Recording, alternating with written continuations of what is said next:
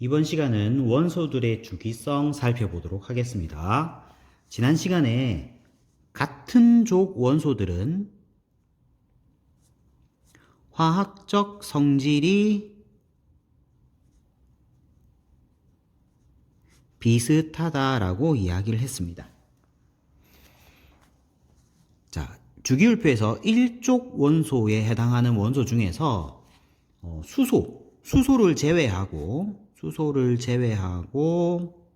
리튬, 나트륨, 칼륨 이런 원소들은 다 금속인데 금속 중에서도 알칼리 금속이라는 이름으로 부르고 있습니다.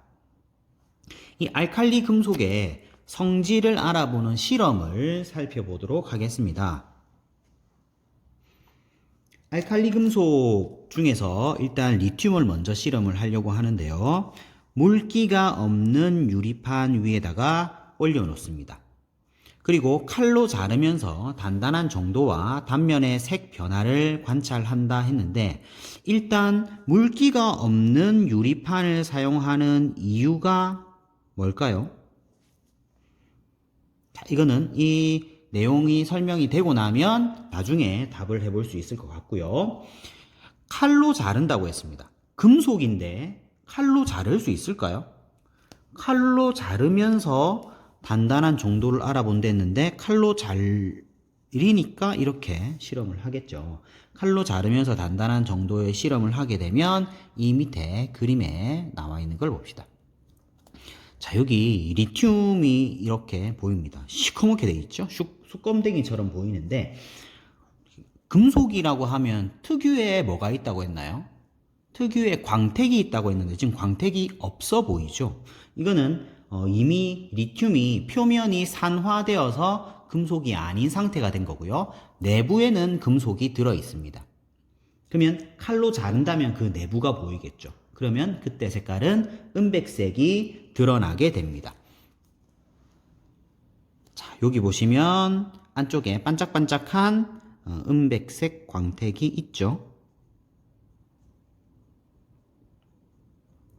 자, 지금 뭘로 자르고 있는지 보면은 커터 칼로 자르고 있어요. 이런 커터 칼로 자를 수 있다. 금속을 칼로 자른다. 그만큼 칼로 잘릴 만큼 물렁물렁하다, 무르다라고 이야기할 수 있고요. 자, 단면의 색깔은 은백색 광택을 띠는데 요게 자르고 나면 서서히 사라집니다. 아주 나중에는 이렇게 시커멓게 되겠지만 자르고 난 다음에 곧바로 은백색 광택은 사라지면서 약간 뿌옇게 변하게 됩니다. 그리고 두 번째 과정. 비커에 물을 넣고 페놀프탈레인 용액을 한두 방울 떨어뜨린다 했는데 페놀프탈레인 용액은 뭐 하는 건가요? 페놀프탈레인 용액은 용액의 액성을 구분하는 지시약입니다. 여기서 액성이라고 하는 것은 뭐냐면 산성, 중성, 염기성을 액성이라고 해요. 자, 그래서 산성일 때, 중성일 때, 염기성일 때 이 페놀프탈레인의 색깔은 각각 어떻게 되는지 여러분들이 기억하고 있어야 되겠습니다. 산성일 때는 무색입니다. 중성일 때도 무색이고요. 염기성일 때는 붉은색을 띱니다. 그래서 페놀프탈레인 용액은 염기성인지 아닌지를 판단할 수 있는 그런 지시약이라고 보면 되겠습니다. 그러면 알칼리 금속을 여기다가 이제 집어넣는 거예요. 페놀프탈레인 떨어뜨린 용액에다가 집어넣는데 이때 좁쌀 크기의 리튬 조각을 사용한다 했습니다. 왜 이렇게 쬐끄만 걸 쓸까요? 이유는 왜냐하면 이 알칼리 금속들은 조각이라도 위험해요. 그래서 정말 작게 실험을 해야 됩니다. 자, 이렇게 리튬 조각을 이제 물과 반응하는 모습을 관찰을 하게 되면 어떻게 나타나느냐면 리튬이 물과 반응하는 모습은 기포가 발생하게 돼요. 그리고 물과 빠르게 반응합니다. 반응하는 게 눈에 보입니다. 빠르게 반응하는 거죠. 자, 그리고 용액의 색깔은 어떻게 되느냐? 색깔은 여기 그림에 보겠습니다. 물에다가 페놀프탈렌이 떨어뜨렸어요. 물은 중성이니까 무색이에요. 그런데 여기다가 리튬 조각을 떨어뜨리고 나면 색깔이 어떻게 됐나요? 붉은색으로 변했죠. 그래서 용액의 색 변화는 무색에서 붉은색으로 변한다. 이렇게 이야기할 수가 있습니다. 자, 이 실험을 나트륨과 칼륨에 대해서도 똑같이 반복을 하는 거예요. 그렇게 되면 실험 결과가 어떻게 되느냐. 자, 우리가 실험은 못 해봤지만 여러분들이 영상은 다 예전에 봤을 거예요. 그렇죠? 그래서 실험 결과를 정리해 보도록 하겠습니다. 자, 리튬의 단단한 정도는 칼로 잘릴 정도로 무르다 라고 이야기할 수 있습니다. 나트륨의 경우에는 칼로 잘릴 정도에다가 매우 무르다 하겠습니다. 매우 무르다. 매우 무르다. 칼륨은 훨씬 더 물러요. 물렁물렁하다. 매우 무르다. 매우 재고 무르다. 이렇게 이야기할 수 있습니다. 단면의 색깔이 어떻게 변화되느냐? 은백색 광택을 띠다가 이게 곧바로 사라집니다. 나트륨도 은백색 광택이 사라지는데 매우 빨리 사라진다. 빨리 사라진다. 칼륨도 단면의 색깔이 은백색 광택이 사라지는데 매우 빨리 사라진다. 더 빨리 사라져요. 물과 반응하는 모습은 앞에서 이야기했죠. 기포가 발생합니다. 빠르게 반응하는 것이 눈에 볼 수 있는데 나트륨의 경우에는 역시 기포가 발생합니다. 근데 이 발생하는 정도가 매우 빨라요. 매우 격렬하게 반응합니다. 매우 격렬하게. 칼륨의 경우에는 역시 기포가 발생합니다. 그런데 불이 날 정도로 매우 격렬하게 반응합니다. 불난다.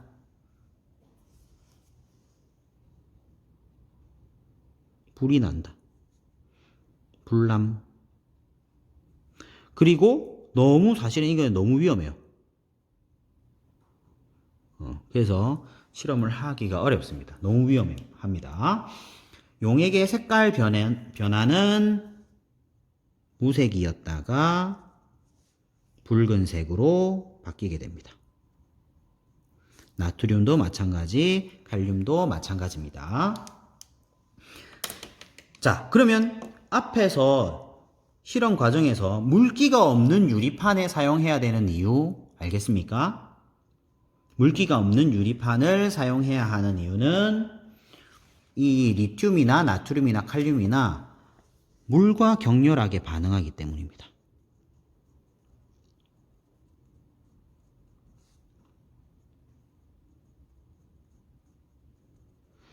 근데 물은 우리 주변에서 쉽게 만날 수 있는 물질인데 물이랑도 빠르게 격렬하게 반응한다면 굉장히 위험하겠죠. 그래서 이 실험은 굉장히 위험한 실험이라고 여러분들이 인식하고 함부로 실험을 해서는 안 되겠습니다. 자, 정리를 해봅시다. 알칼리 금속인 리튬, 나트륨, 칼륨의 경우에는 성질이 매우 비슷하다. 화학적 성질이 매우 비슷한데 왜 그렇냐? 같은 족이기 때문이다. 같은 일족이죠. 자, 그래서 어떤 성질을 가지느냐? 첫 번째, 이거는 여기서는 안 나왔습니다. 다른 금속에 비해서 밀도가 작아요. 그리고 은백색 광택을 띄어요. 금속은 다 광택을 띠죠? 얘네들은 모두 다 은백색 광택을 띠고 있고요. 세 번째로 물렁물렁하다. 물은 금속이다. 네 번째, 반응성이 너무 커서 매우 위험하다. 자, 이 네 번째 중에서도 첫 번째 4-1 금속 중에 산소와 빠르게 반응한다. 이게 잘랐을 때 광택이 금방 사라진다 라는 걸 가지고 이야기한 거예요. 자, 그 다음에 두 번째, 물과 격렬하게 반응한다. 자, 물과 격렬하게 반응해서 기포가 발생했죠. 이 기포가 발생한 것은 정체가 뭐냐면 수소기체예요. 아이고, 수소기체 H2 발생하는 거예요. 자, 이러다 보니까 산소랑도 쉽게 반응하고 물과도 쉽게 반응하다 보니 얘네들을 저장할 때는 그냥 공기 중에 둬도 안 되고 물도 안 만나야 되겠죠. 그러다 보니까 석유에 보관하게 됩니다. 석유에 보관한다.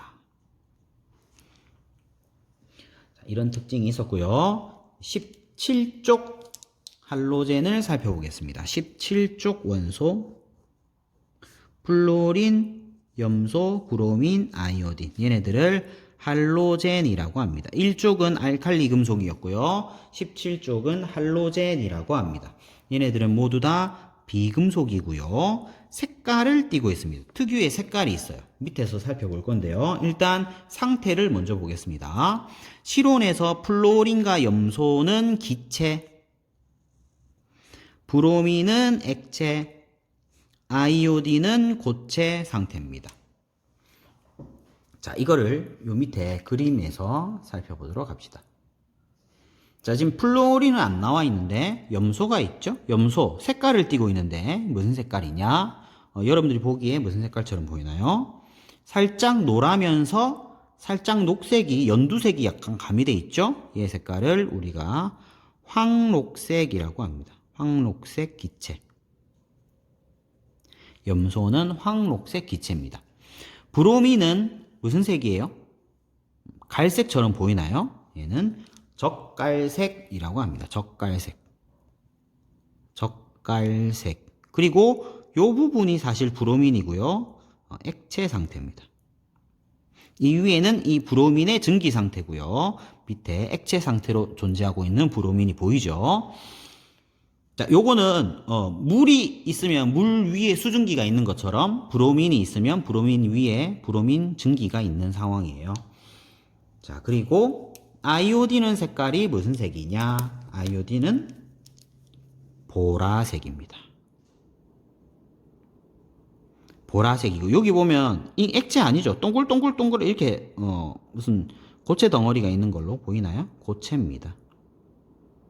그리고 이 부분은 이 나머지 부분은 아이오딘의 증기예요. 아이오딘은 승화성 고체라고 들어봤을 거예요. 그래서 이렇게 기체가 되어 있는 모습도 보입니다. 근데 실온에서는 고체 상태로 주로 존재하게 됩니다. 자, 이렇게 색깔 살펴봤는데 플로린 안 살펴봤죠? 플로린은 색깔이 무슨 색이냐? 플로린 F2 플로린은 담황색입니다. 담황색 기체예요. 담은 묽을 담자를 써서 노란색인데 약간 묽게 나타난다고 생각하면 되겠습니다. 자, 이런 할로젠들은 일단 여기에 염소가 가장 우리 주변에 흔히 있는 원소예요. 할로젠 중에서 염소는 나트륨과 격렬하게 반응하여 흰색 고체인 염화나트륨을 생성합니다. 염소가 나트륨과 격렬하게 반응해요. 그래서 뭐가 만들어지냐? 염화나트륨, 소금이죠, 소금. 이건 소금이다. 소금이 만들어집니다.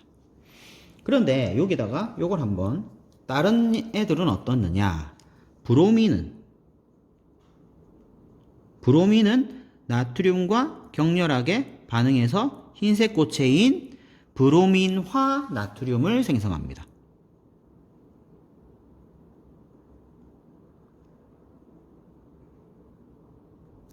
브로민화 나트륨을 생성해요.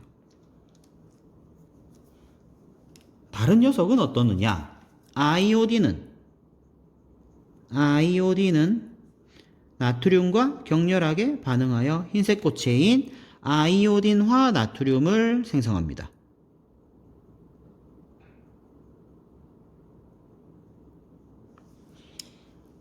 플루오린은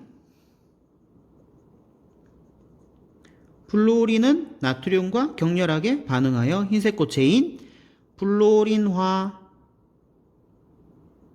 나트륨을 생성합니다. 지금 똑같죠? 반응하는 것이.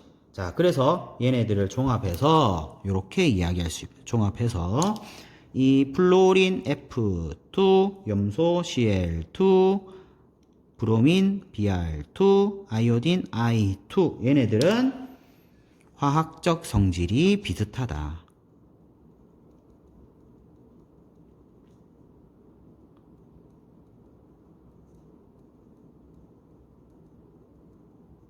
자, 왜 비슷한가요? 같은 족이기 때문이죠. 같은 족이다. 몇 족? 17족이다. 자, 이렇게 비슷합니다. 자, 우리 주변에 알칼리 금속과 할로젠이 많이 있습니다. 어디에 이용되고 있느냐면 휴대전화 배터리에 이용되는 알칼리 금속은 리튬이죠.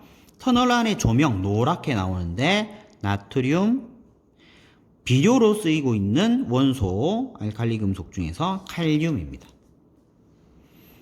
치약에 사용되고 있는 할로젠, 플로린입니다. 플로린. 수영장은 염소로 소독하죠. 상처 소독약, 우리 포비돈이라고 이야기 많이 하는 이 빨간 약이라고 하기도 하고요. 아이오딘이 들어있습니다.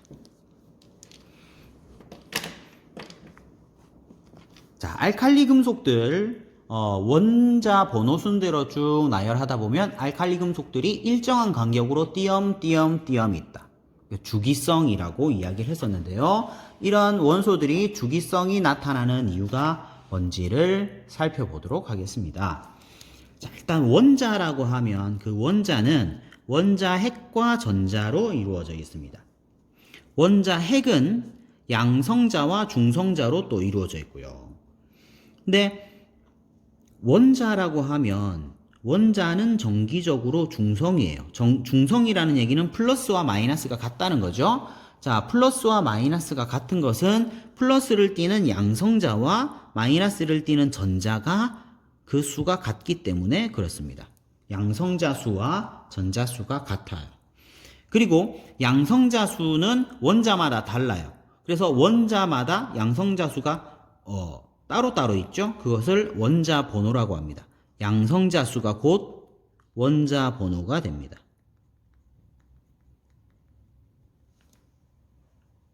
그러면 이 원자마다 그러면 원자는 어떻게 생겼느냐 하는 것을 연구한 과학자 보어입니다. 보어. 이 사람은 기억을 해두시기 바랍니다.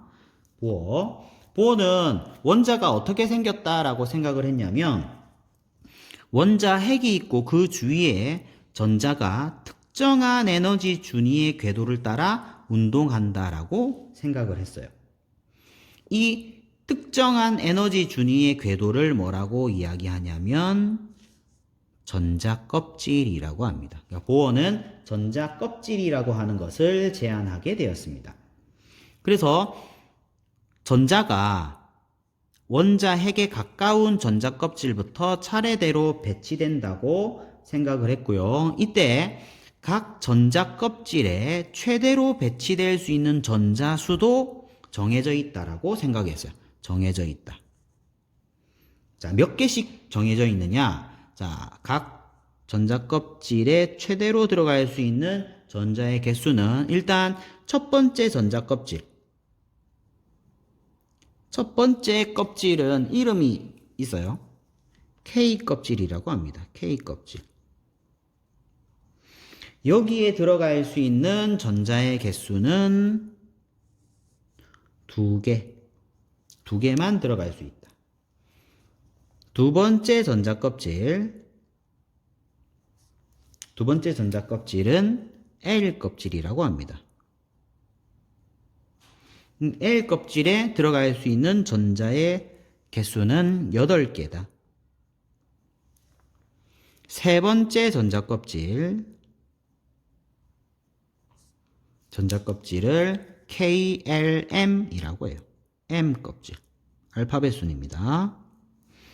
자, 여기에 들어갈 수 있는 전자의 개수는 총 18개예요. 총 18개인데 그 중에서 8개가 먼저 들어가고 나중에 10개가 또 들어갈 수 있습니다. 근데 이 10개는 나중에 배치되기 때문에 지금은 별로 중요하게 다루지 않고 있습니다. 나중에 배치. 자, 그래서 여러분들이 이 숫자 2, 8, 8이라고 하는 숫자를 꼭 기억을 하시기 바랍니다. 자, 이렇게 전자가 배치될 수 있어요. 그러면 전자 배치하는 것을 예시로 한번 살펴보겠습니다. 자, 여기 수소가 있는데요. 수소는 원자 번호가 1번이에요. 원자 번호가 1번이면 양성자 수도 1개죠. 원자 번호와 양성자 수는 같기 때문에. 그렇죠? 그러면 양성자 수가 하나면 전자 수도 1개예요. 왜냐하면 원자는 정기적으로 중성이기 때문에 같아야 됩니다. 그러면 수소는 전자가 1개라는 것을 알 수 있습니다. 전자 1개인데 가장 원자에게 가까운 전자 껍질부터 배치되기 때문에 첫 번째 전자 껍질 이름이 뭐였죠? K 껍질에 전자가 1개 들어가고 끝. 탄소인 경우에는 원자 번호가 6번이죠. 그래서 양성자 수도 6, 전자 수도 6이에요. 6개의 전자가 안쪽부터 전자 배치되는데 가장 안쪽 껍질인 K 껍질에는 2개가 최대였죠. 자, 두 번째 껍질에 8개까지 최대될 수 있는데 지금 8개까지 채울 필요가 없죠. 하나, 둘, 셋, 4개만 들어가면 됩니다. 그래서 안쪽에 2개, 바깥쪽에 4개 이렇게 들어갑니다. 두 번째 껍질은 L 껍질이고요. 자, 마그네슘인 경우에는 원자 번호가 12번입니다. 전자수가 12개죠. 12개의 전자가 가장 안쪽인 K 껍질부터 들어가면 가장 안쪽 K 껍질에는 전자 2개. 두 번째 껍질 L 껍질에도 8개까지 들어갈 수 있는데 8개 꽉 다 채우죠. 그래도 2개가 남죠. M 껍질에 2개. 이런 식으로 전자 배치가 되게 됩니다. 그럼 이렇게 전자 배치되는 것이 원소들의 주기성과 매우 큰 관련이 있습니다. 자, 여기 원자 번호 18번까지, 18번이 아르곤이죠. 아르곤까지 이렇게 전자 배치를 해 본 거예요. 해놨죠. 자, 요거를 보면서 살펴보도록 하겠습니다. 같은 주기의 원소들은 전자 배치에 어떤 공통점이 있느냐? 자, 1주기를 봅시다. 수소, 헬륨. 자, 2주기 쭉 보세요. 3주기 쭉 보세요. 공통점이 있죠? 자, 1주기의 원소들은 전자 껍질이 1개입니다. 2주기의 원소들은 전자 껍질이 2개. 그래서 같은 주기 원소들은 전자 배치에 전자 껍질 수가 같아요. 수가 같다. 심지어 1주기 원소는 전자 껍질이 1개, 2주기 원소는 전자 껍질이 2개, 3주기 원소는 전자 껍질이 3개. 주기 수와 전자 껍질 수가 같아요. 자, 이거보다 더 중요한 게 있습니다. 같은 족 원소들은 전자 배치에 어떤 공통점을 가지느냐? 같은 족 원소들은 여기 보세요. 수소 1개 툭 튀어나왔죠? 리튬 끝에만 1개 툭. 나트륨도 끝에 1개 툭 튀어나왔죠. 가장 바깥 전자 껍질에 전자수가 같습니다.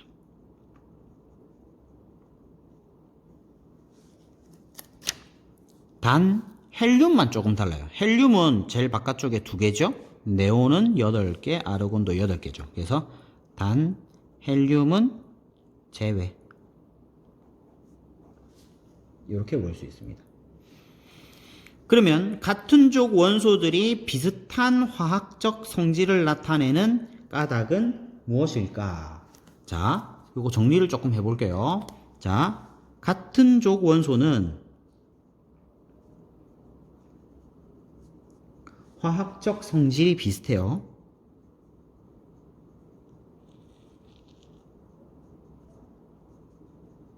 근데 같은 족 원소는 방금 전자 배치를 해보니까 가장 바깥 껍질에 전자수가 같아요. 그러면 얘 때문에 화학적 성질이 비슷하구나 라고 하는 결론을 내릴 수가 있겠죠. 그래서 같은 족 원소는 가장 바깥 껍질의 전자수가 같기 때문에 화학적 성질이 비슷하다. 그러면 화학적 성질을 결정하는 것은 누가 화학적 성질을 결정한다? 가장 바깥 껍질의 전자가 화학적 성질을 결정한다 라고 이야기할 수 있죠. 그래서 가장 바깥 껍질에 들어있는 이 전자는 화학적 성질을 결정하는 아주 중요한 전자입니다. 가장 바깥 껍질에 들어있는 전자는 화학적 성질을 결정하는 원자의 가치를 결정하는 전자, 원자가 전자라고 이야기를 합니다. 얘네들이 원소의 화학적 성질을 결정합니다. 그래서 같은 족 원소들은 원자가 전자수가 같아요. 1족 원소인 리튬, 나트륨, 칼륨은 원자가 전자가 1개. 17족 플로린, 염소, 브로민, 아이오딘 얘네들은 원자가 전자가 7개. 이렇게 해서 화학적 성질이 비슷합니다. 그러면 여기서 리튬, 나트륨, 칼륨의 경우에 화학적 성질이 뭐가 비슷했죠? 얘네들은 공통적으로 물과 반응해서 수소기체가 발생했죠. 그리고 그 수용액은 페놀프탈레인을 붉게 변화시키는 염기성이 됩니다. 이런 공통점이 있었고요. 플로린, 염소, 브로민, 아이오딘 같은 이 할로젠들은 어떤 공통점이 있었죠? 나트륨과 반응해서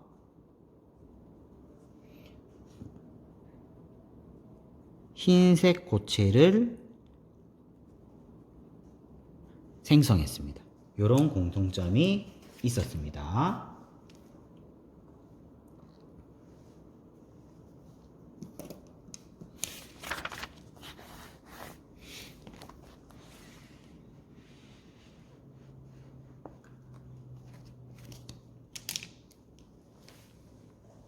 자, 이제 4장 원소들의 화학결합과 물질의 생성을 살펴보겠는데요. 일단 여러분들 원소의 종류가 몇 가지인지 아십니까? 118가지입니다. 그 중에서 자연에 존재하는 원소는 90가지밖에 안 되고요. 나머지는 실험실에서 합성한 거예요. 근데 우리 주변 뿐만 아니고 지구에 존재하는 물질의 종류는 몇 가지입니까? 118가지입니까? 물질의 종류는 무한대죠, 무한대. 엄청나게 많죠? 자, 그러면 118가지의 원소밖에 없는데 어떻게 물질의 종류는 무한대가 될 수 있느냐? 바로 원소들이 단독으로 존재하지 않고 원소들끼리 화학 결합을 하기 때문이죠. 화학 결합을 해서 다양한 물질들을 만들어내게 됩니다. 그런데 결합을 형성하지 않는 자기 단독으로 존재하는 원소도 있어요. 그거를 18족 원소, 헬륨, 네온, 아르곤이 이런 원소들입니다.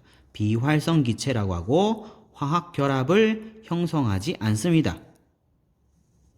원자 상태로 존재합니다. 자, 얘는 왜 원자 상태로 존재하는지 전자 배치를 살펴보게 되면, 자, 헬륨이에요. 가장 바깥 껍질의 전자수가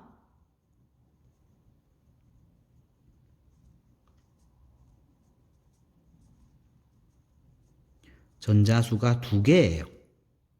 네온은 8개죠. 아르곤도 8개입니다. 아까 내가 숫자로 기억해 놓으라고 했던 288이 여기에 들어있습니다. 288입니다. 자, 어떤 공통점이 있느냐? 일단 요 2개는 88이라는 공통점이 있죠. 그 다음에 얘 2개의 공통점은 가장 바깥 껍질의 전자가 2개, 8개까지 들어갈 수 있는데 2개, 8개 꽉 채웠죠. 요런 공통점이 있어요. 그래서 이런 비활성 기체들은 가장 바깥 전자 껍질에 전자가 8개 채워진, 그리고 헬륨은 어쩔 수 없이 2개죠. 가장 바깥 껍질에 전자 2개를 채운 이런 안정한 전자 배치가 되는 겁니다. 이것도 헬륨도 안정한 전자 배치입니다. 그래서 자기가 안정하기 때문에 굳이 다른 화학 결합을 할 필요가 없는 거예요. 안정하니까 화학 결합을 안 합니다.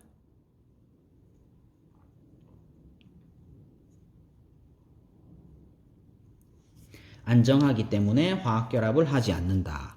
그래서 그러면 다른 18쪽이 아닌 18쪽 이외의 원소들은 화학 결합을 합니다. 왜냐하면 안정하지 않기 때문에. 그럼 왜 하냐? 화학 결합을 해서 비활성 기체와 같은 전자 배치를 이루기 위해서 화학 결합을 형성하게 됩니다. 자, 그래서 다시 정리하면 이렇습니다. 화학 결합이 형성되는 까닭은 원소들의 전자 배치가 비활성 기체의 전자 배치와 같아지기 위해서 화학 결합을 형성한다, 이런 이야기입니다. 그럼 화학 결합이 형성되는 2가지 결합을 보도록 하겠습니다. 화학 결합이 형성되는 2가지 결합. 일단 이온 결합을 살펴보겠습니다. 이온 결합. 이온이라고 하는 것은 원자가 전자를 잃으면 양이온이 되고요. 전자를 얻으면 음이온이 되죠. 이거는 여러분들이 잘 알고 있을 텐데, 이렇게 이온이 되는 이유가 뭐냐면 바로 이온이 되면 비활성 기체와 전자 배치가 같아지기 때문입니다. 이렇게 해서 이온이 만들어지게 돼요.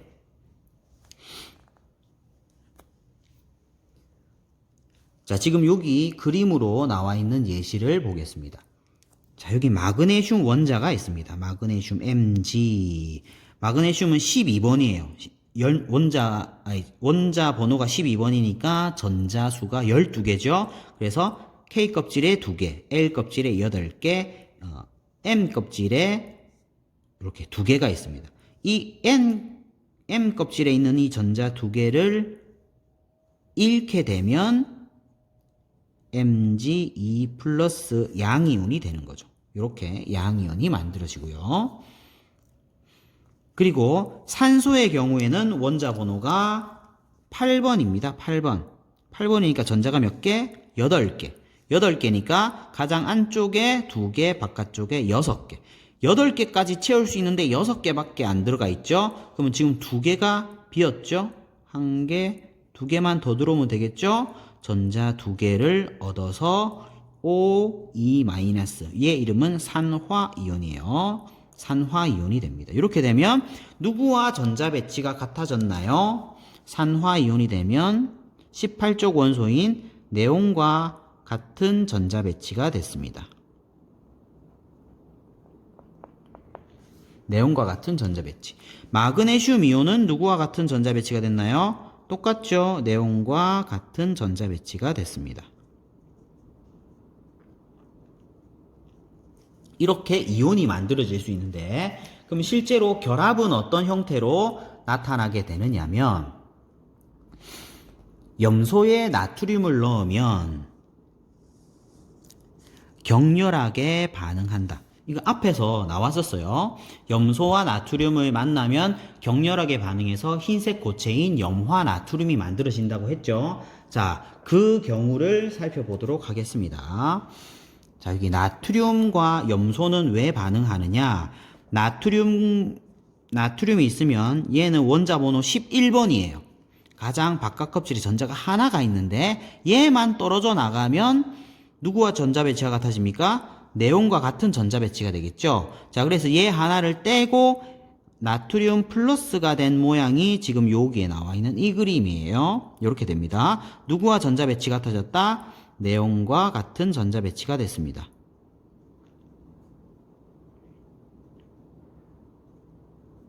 근데 마침 염소의 경우에는 요 한 자리가 비어요. 염소는 원자 번호 17번이에요. 288로 전자 배치를 하다 보니까 287이 됐어요. 하나가 모자라. 그거를 나트륨으로부터 받으면 됩니다. 그래서 염소 원자는 염화이온이 됩니다. 염화이온. 누구와 전자 배치가 같아졌나요? 이번에는 아르곤과 같은 전자 배치가 됐습니다.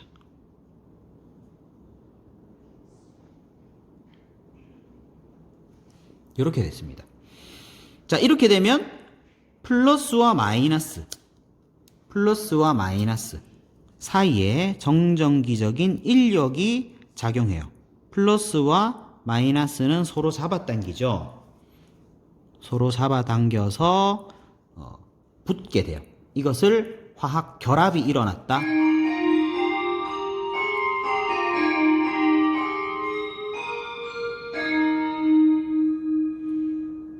플러스와 마이너스는 정전기적인 인력이 작용해서 화학 결합이 일어나요. 이렇게 이루어진 결합을 이온 결합이라고 이야기합니다.